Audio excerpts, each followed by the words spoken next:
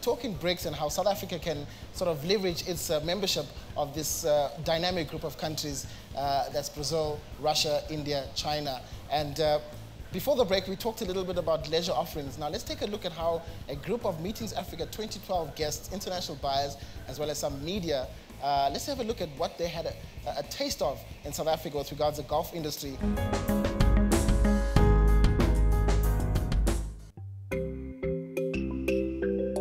If life is measured by the moments that take your breath away, then Legends Golf and Safari Resort has a few of those.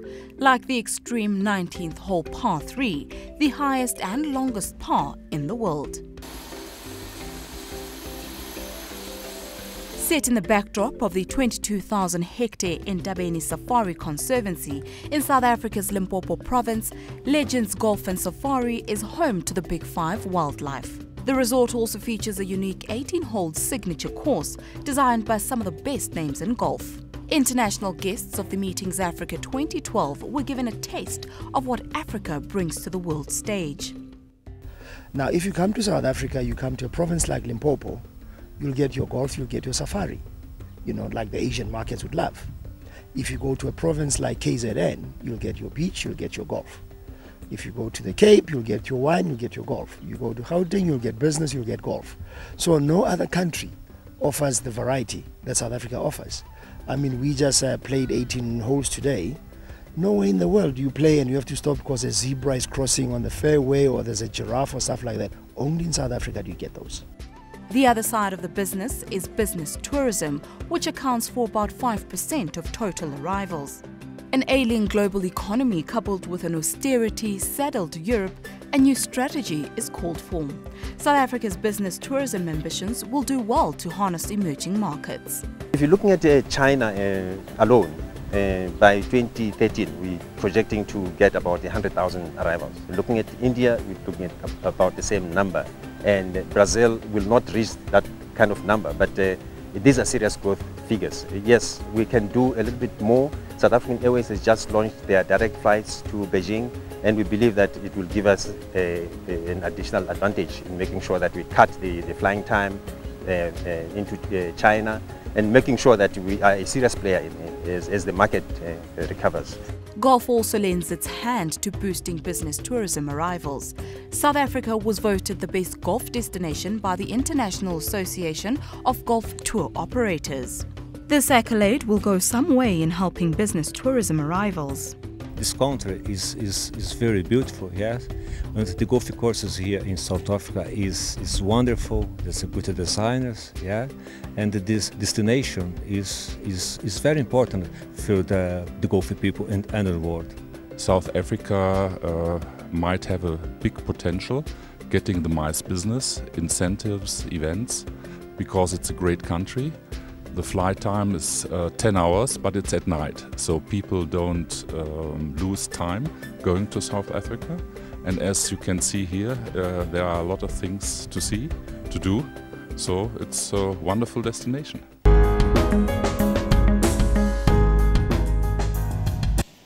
Right, I want to speak to Olivia. Olivia, the Chinese market is what we all talk about. The numbers aren't that great at the moment, but we're looking very promising. It's grown off a very small base. That's inbound tourists to South Africa. What does the Chinese tourist look for, and particularly the MICE industry, when they come to a country? And what are they? And does South Africa provide that for them?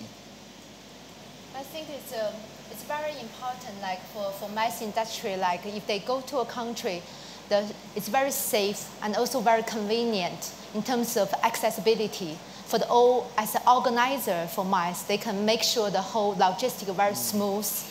And at the same time, like this time our dedication, we have lots of like MICE experts. When we discuss, like they all say, one very attractive, appealing point of South Africa is like it's balanced the modern facility, modern service concept and quality with the traditional culture.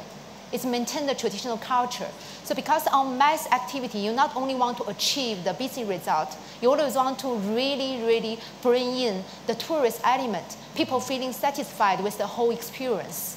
So how often do business people that travel to South Africa, how often do they want to take advantage of some of our leisure offerings? We just showed an insert there where people were enjoying a weekend of golf. How appealing is that to the Chinese visitor? Wow, that's a very good question. I would say so far, I think South Africa, because that's a new thing for Chinese tourists, like the customer base. So most people think South Africa still feels like a very good natural view. I feel the business aspect that really need to promote harder about the business potential here. And tourist industry is certainly a very interesting industry. It's always an incubation foundation for lots of other business to grow. So I feel the message need to from the natural picture, natural view, the traditional culture, also try to send more message about business potential here. I think South Africa tourists, we can see like this time when they invite our delegation over, so lots of our team members, we're doing the Chinese Twitter, the Weibo. So when we twist the picture back, especially about the meetings Africa, that's really raised lots of interest. So we came as a team, not like 15 people, 16 people, but actually there's millions of people back reading the Chinese Twitter and start to asking questions. For them, it's really a surprise about like the whole facility here and the whole business atmosphere here. Right, let's get India involved as well. I mean, Indians have a certain perception of South Africa, and every country has that.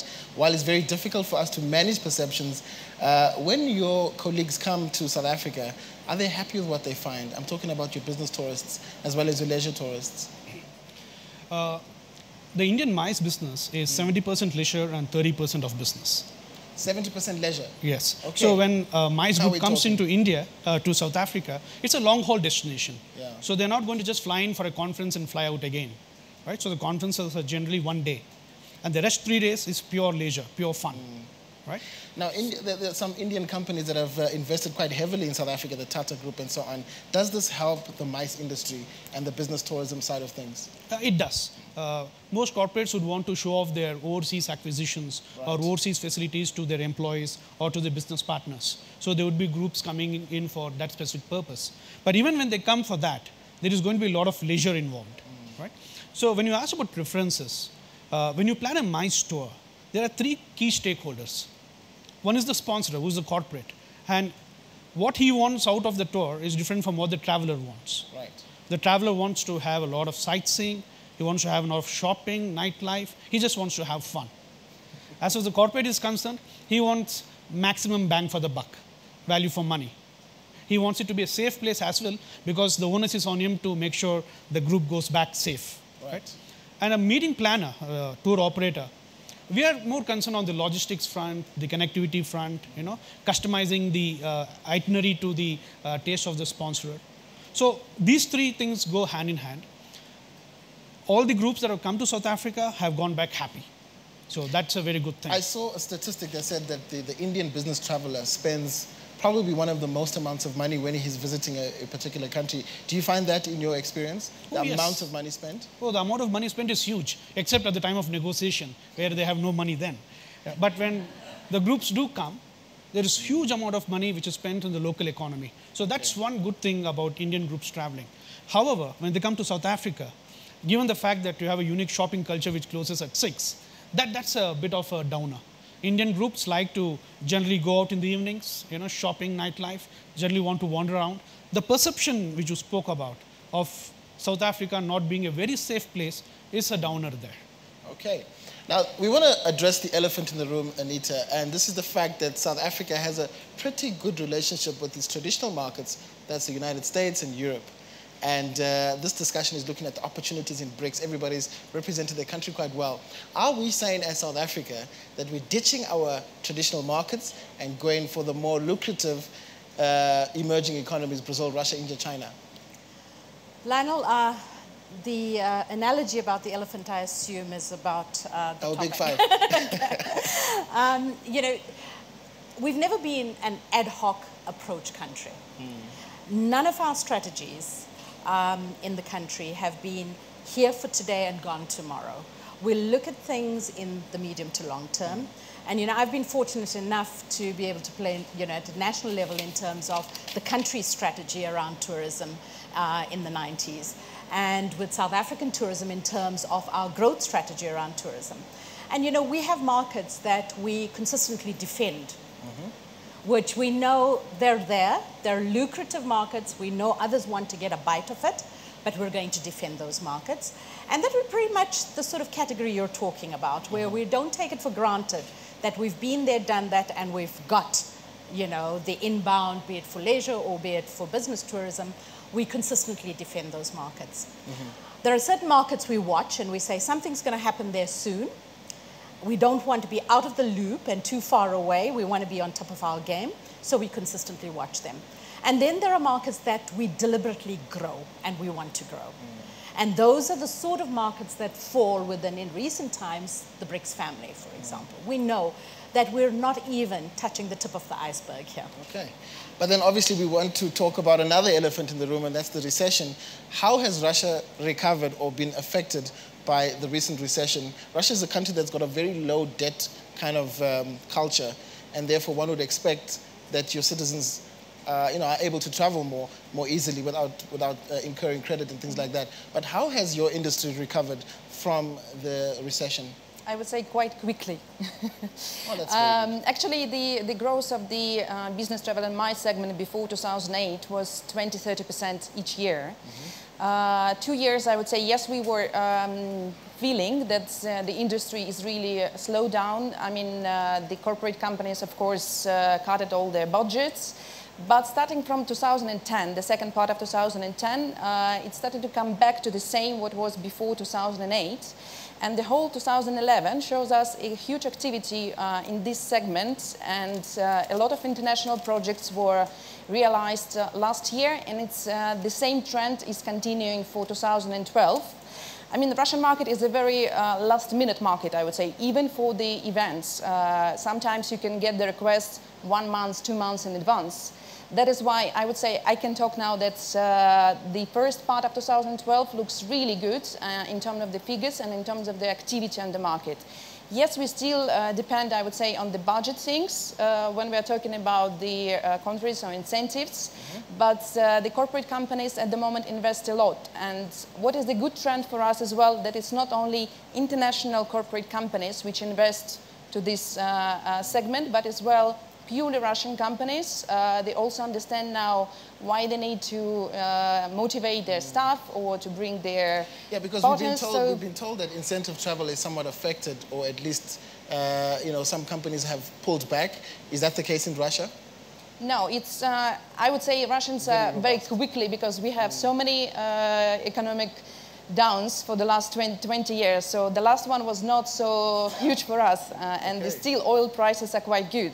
So it brings to the business, you know, very quick recovery from the financial crisis. So Russia looking very good, at an important opportunity for South Africa and for the two countries. I'm going to bring China in again, once again. The Chinese appetite for resources on the African continent, and the fact that South Africa is seen as a conduit to get to those markets. How strong is this thinking amongst Chinese business people? Is it just the marketing that we're getting, or is it the actual truth on the ground? I think it's actually happened. I think if you look at last September, the agreement between South Africa government and China government, we sent up mainly two like cooperation. One is in the finance service area. It's the China Development Bank with the Development Bank of South Africa about the financial service cooperation. The other one is still around the oil sector, the mineral resources cooperation.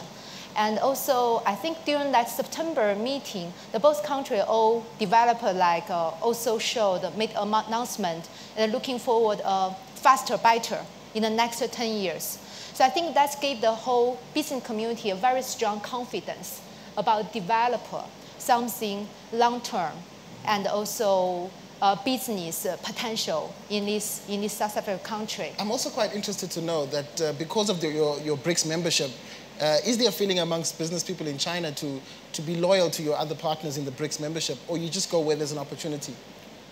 I think it's working in two different levels.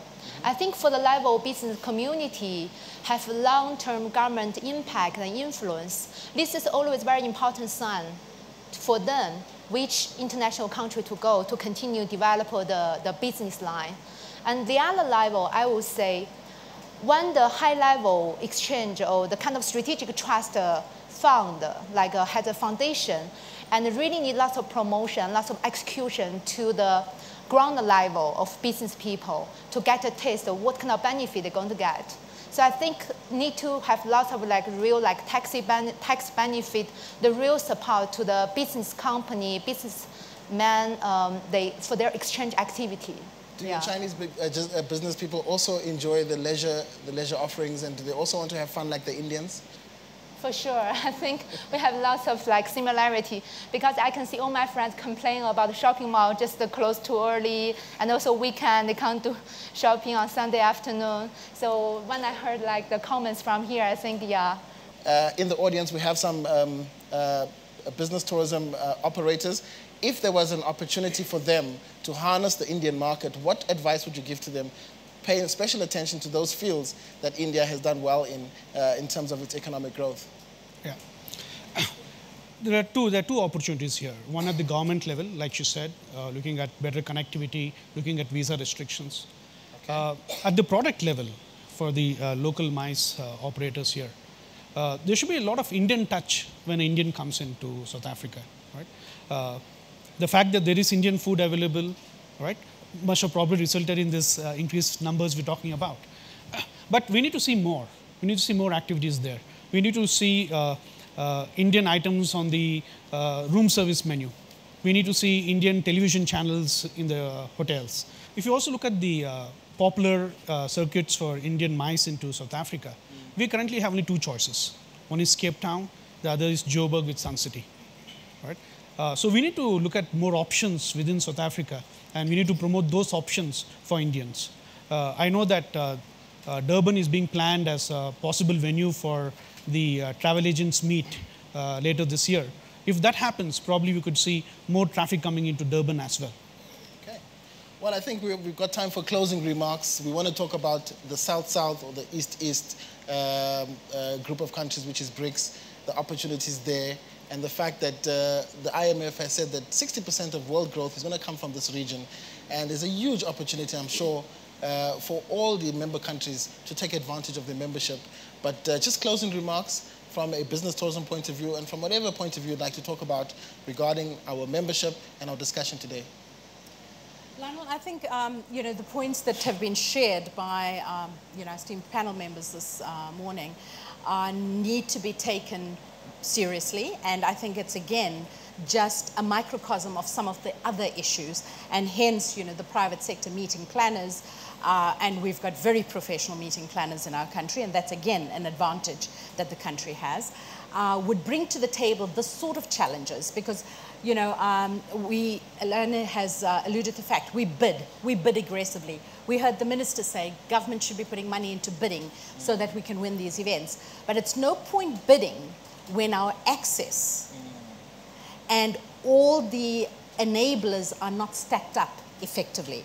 And I think that for us is something which we need to take out of such dialogues and be able to move forward and say, we truly open for business, bring us your business, we've got it all stacked up, A to Z, and it's a one-stop shop approach, so we wouldn't run you down corridors, and we in actual fact want to do business with us and be able to play with each other and draw from each other's markets.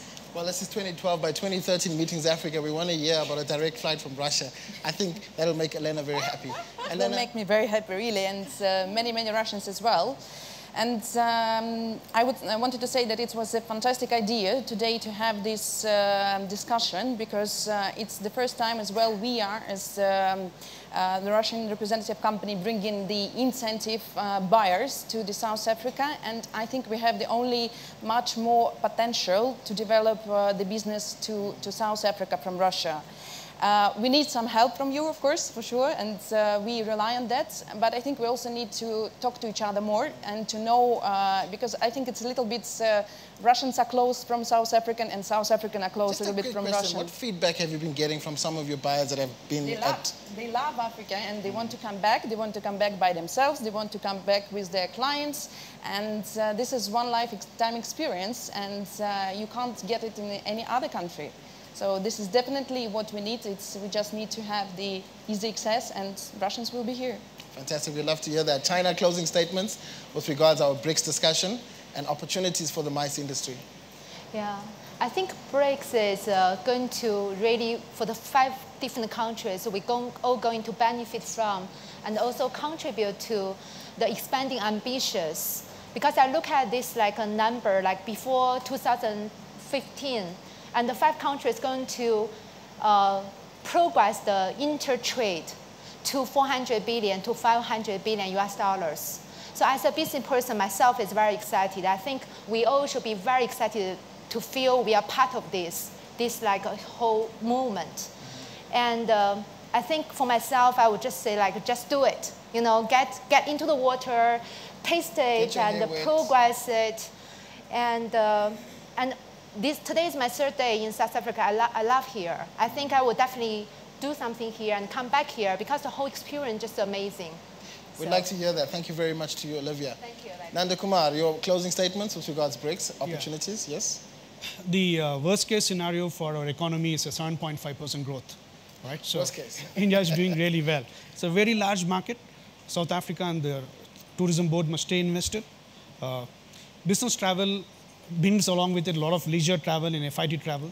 Indians are heavy spenders, will help your local economy. So stay invested and let's promote South Africa in a very, very positive spirit. Hello, my name's Ian Whiteling. I'm the Editor-in-Chief of Meetings Review. We're a global web channel serving the business events industry.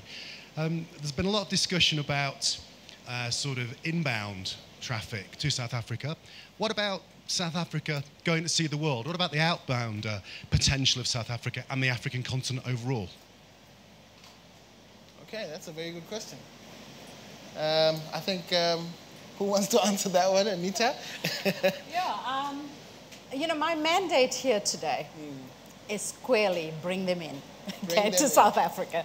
But having said that, you know, if you look at particularly retail travel, you know, which represents the outbound to a very large extent, you know, even in hard times, you'd find that you have a very high percentage of South Africans that travel outside you know, our borders, be it for business tourism or for leisure. And you've only got to look at the country, you know, in December and early January, and you'd see that a lot of South Africans are outbound from a leisure point of view.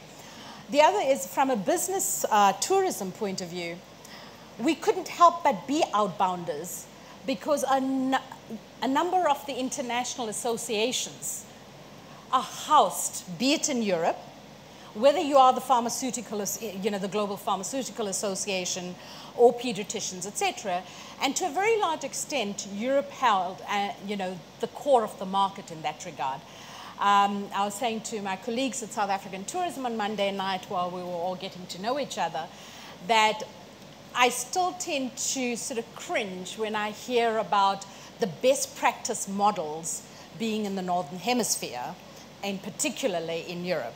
And I think you know, this is the sort of thing which has been because of the advantage of where corporate headquarters were housed, because that drives business tourism, where your universities with best practice, demonstrated technical expertise lies, where your associations sit. So as a result, you know, Davos is always going to be Davos, it's always going to have the World Economic Forum. The IOC is always going to be based in Lausanne. So guess what? The announcements are going to be in Lausanne, whether we like it or not. It's not going to come to South Africa. So what do? If we're a bidding city, whether we're in Russia, whether we're in South Africa, we take our delegations to those destinations. So I think to that extent, it's a given that we've done it. And we're saying that, you know, I think that within the 5 countries here, there's some creative destinations that need looking at. And a point for associations as including ICA. I couldn't help but notice the back of the business card that said you had a presence in most other destinations, but in the BRICS countries. And guys, watch the space, it's happening. I am a vice president of São Paulo Golf Federation. I would like to excuse first for my bad English, but here for us is so exciting because South Africa has 400 golf courses. For us, it's a paradise. Yes, it's a paradise. For me, it's a great surprise to be here. The organization of this meeting, I come here as a median professional, but I would like to do a statement here today. Like the Russian, the China, and the others, Brazil has the same interest about South Africa. We need more information. We need more promoting for your beautiful country. I would like to, a suggestion. For example, if we have a direct flight for São Paulo or Rio to Cape Town, maybe the Brazilians came in the weekend. Now, I'm told that we have people from South African Airways in the building, and I'd like to hear from them as well. We've had numerous questions coming up about direct flights, access. People want to come here, and like Anitha said, our mandate is to get them here. I don't know if we can have one of your representatives just to tell us what you can, or what can be done.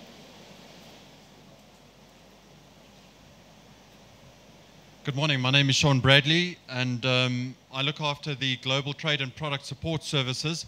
And in a nutshell, it's really a division where we are now putting support services for our global offices into place, and also with a focus to better work the relationships that we have with South African tourism and the other tourism bodies. One of the key focal points there is certainly around MICE business. And we've just recently adopted a strategy to separate what is groups and what is MICE, and how do we work with the key destinations in terms of inbound business. Further, how does that align also with the strategies that we have in terms of increasing our networks, with a key focus obviously around the continent of Africa and looking at accelerated activity on those particular routes. So to try and put everyone at ease in terms of our approach to embracing the market, as we said, Africa's open for business. South African Airways has also adopted a revised look at business in terms of our approach, and certainly putting a lot of emphasis in terms of MICE and the business tourism sector. Well, thank you very much. South African Airways does have a MICE department. Correct. We have a global MICE desk that has just recently been established, whereby we now have MICE fairs that we position with all the key authorities in that particular sector. Well, thank you very much. I took the direct flight this time. Please. Yeah, and all our China delegation take the direct flight from Beijing to here. It's really good because especially you get on the plane at 11:30, so basically you can rise and next morning you're here. It's great experience. Yeah. Let's hear it for South African Airways. Well done. I think we have another question at the back. Hi, my name is Gary Alfonso. I represent CNBC Africa. We're the guys recording here today, and you can watch it on channel 410 on DSTV. Bit of marketing. My question is to Anitha regarding managing South Africa's reputation. Anitha, what do you think is the role between government, business, and then perhaps the third estate, the media? What is the role you see those three playing in trying to manage the reputation of South Africa abroad? And I think it also goes to other countries because everybody has reputation management on the top of their agenda as far as their country brand is concerned. Thank you very much. Thanks, Gary. You know, it's quite a preoccupation for Brand South Africa in relation to how do we get our reputation managed you know, internationally, and particularly in quarters where you have very little control around what is said, what is written, etc. And the partnership between business, government, civil society, and very importantly media is the one that keeps us awake at night. You know, if we're going to look at how we're going to change this. And understanding that we are this very liberal democracy and that we allow everybody to have their say. Good, bad, ugly, whatever. Say it out there. Now, not everything that's said out there can necessarily be in the interests of the country. Anitha, just as a follow-up to Gary's question, can we still be milking the World Cup success? It's too far away, too long ago. Well, you know, I think we put that, it's a mantelpiece. And, you know, you've got all these trophies that you line up. You did a swimming gala when you were in grade 6. And it's, you know, it's on that mantelpiece. And one of the very shining bits on this mantelpiece is obviously our hosting of Soccer World Cup 2010. It gave us an exposure to the world's media like nothing would. We wouldn't be able to afford this even through, you know, if we had 10 years of national budgets to be able to market the country. Okay. So from that point of view, we gained on that, and we still are able to reflect on it because it's something we should reflect with pride. I mean, again, going to State of the Nation, the reason we want to address our infrastructure development in the country in the same project management approach as we did for Soccer 2010 is because it worked out. So we did something right, which means we have the wherewithal to make it happen. Okay, my questions to Elena. Firstly, Dobra Požalovat, Južnou Afrika, to South Africa. Sorry? Welcome to South Africa. Okay, besides the visa issue and no direct flights from Russia, what other difficulties are Russians experiencing with inbound travel to South Africa? And what do you need from South African tour operators to assist Russia into sending more tourists to South Africa? Thank you. Thank you for the question. I would say that these main reasons which I told today, it's quite enough, you know, and I would say there is no any difficulties when Russians are here, because we all experienced with our groups that we can see that they love the cuisine, they love, of course, the nature. For the safari experience, you can't get it in any other destination. So I would say it's the only thing what the travel professionals in South Africa need to be as well to help the state's promotions to be presented on the Russian market. Because I would say for the last years, South Africa was not presented on our biggest exhibition, which we have in Moscow. It's 2 exhibitions. One is in springtime, MATT, and another in leisure. So the South Africa, unfortunately, was presented by 2.5 companies. And this make people feel that, I mean, South Africa is also maybe not very interested, you know, that Russians came there. I would say that we need, you know, the joint promotion, I mean, from the government, from the business on the Russian market. There is information, of course, about the travel excitements of the country, but it's not a system thing, and people really need more help on getting this information.